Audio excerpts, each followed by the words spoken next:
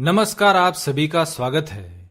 भविष्य पुराण के अनुसार पंचमी तिथि नागों को अत्यंत प्रिय है और उन्हें आनंद देने वाली है। इस दिन नागलोक में विशिष्ट उत्सव होता है।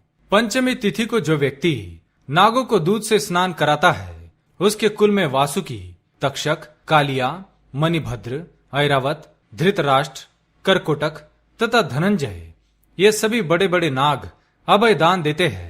उसके कुल में सर्प का भय नहीं रहता। एक बार माता के शाप से नाग लोग जलने लग गए थे, इसलिए उस दाह की व्यथा को दूर करने के लिए पंचमी को गाय के दूध से नागों को आज भी लोग स्नान कराते हैं। इससे सर्प का भय नहीं रहता है। आइए जान लेते हैं नाग पंचमी की महान कथा के बारे में। एक बार राक्षसों और देवताओं ने मिलकर समुद्र मंथन किया। उस समय समुद्र से अतिशय श्वेत उच्च श्रवा नाम का एक अश्व निकला। उसे देखकर नाग माता कद्रु ने अपनी सौतन विंता से कहा कि देखो, ये घोड़ा सफेद रंग का है, परंतु इसके बाल काले दिखाई पड़ते हैं।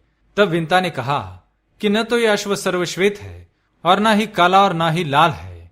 यह सुनकर कद्रु ने कहा, मेरे साथ शर्त लगाओ कि यदि मैं इस अश्व के बालों को काले रंग का दिखा दूं तो तुम मेरी दासी हो जाओगी, और यदि नहीं दिखा सकी तो मैं तुम्हारी दासी हो जाऊंगी। फिर विंता ने यह शर्त स्वीकार कर ली। दोनों ही क्रोध करती हुई अपने अपने स्थान को चली गई।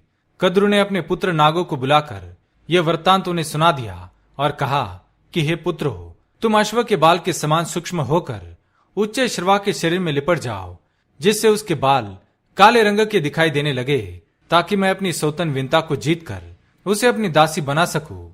माता की इस वचन को सुनकर नागों ने कहा, मां, ये छल तो हम लोग नहीं करेंगे, चाहे तुम्हारी जीत हो या हार हो। छल से जीतना बहुत बड़ा अधर्म है। पुत्र का यह वचन सुनकर कद्रु ने गुस्से में कहा, तुम लोग मेरी आज्ञा नहीं मानते हो, इसलिए मैं तुम्हें शाप देती हूं कि पांडवों के वंश में उत्पन्न राजा जन्मजय जब सर्प यज्ञ करेंगे, तब उस यज्ञ में तुम सभी अग्नि में जल जाओगे। इतना कहकर कद्रु वहां से चली जाती है। नागगण माता का शाप सुनकर बहुत घबरा जाते हैं और वासुकी को साथ में लेकर ब्रह्मा जी के पास पहुंचते हैं। तब उन्होंने ब्रह्मा जी को अपना सारा वृत्तांत सुना दिया। इस पर ब्रह्मा जी ने कहा, हे वासुकी, चिंता मत करो, मेरी बात सुनो। यायावर वंश में बहुत बड़ा तपस्वी जरत्कारु नाम का ब्राह्मण उत्पन्न होगा। उसके साथ तुम अपनी बहन मनसा का विवाह कर देना, और वह जो भी कहे उसका वचन स्वीकार करना। फिर उसे आस्तिक नाम का विख्यात पुत्र उत्पन्न होगा। वह द्वापर युग में होने वाले जन्म जय के सर्प यज्ञ को रोकेगा और तुम लोगों की रक्षा करेगा। ब्रह्मा जी के इस वचन को सुनकर नागराज वासुकी और अन्य सर्प प्रसन्न हो गए और उन्हें प्रणाम करके अपने लोक में चले गए। यह वर ब्रह्मदेव ने सभी नागों को पंचमी के दिन दिया था, और 100 वर्षों के बाद आस्तिक मुनि ने पंचमी के दिन ही नागों की रक्षा की थी। अतः पंचमी तिथि नागों को बहुत ही प्रिय है। पंचमी के दिन नागों की पूजा करके यह प्रार्थना करनी चाहिए कि जो नाग पृथ्वी में, आकाश में, स्वर्ग में, सूर्य की किरणों में, सरोवरों में, वापी कूप तालाब आदि में रहते हैं, वे सभी हम पर प्रसन्न हो। हम उनको बारंबार नमस्कार करते हैं। सर्वे नागाः प्रियंताम मे ये केचित पृथ्वी तले, ये च हेली मरिचिस्ता, येन्तरे दिवि संस्थिताः, ये नदीषु महानागा, ये सरस्वती गामिनः, ये च वापी तड़ागेषु, तेषु सर्वेषु वै नमः।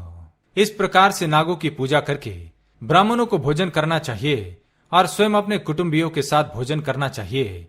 प्रथम मीठा भोजन करना चाहिए, तदनंतर अपनी अभिरुचि के अनुसार भोजन करे।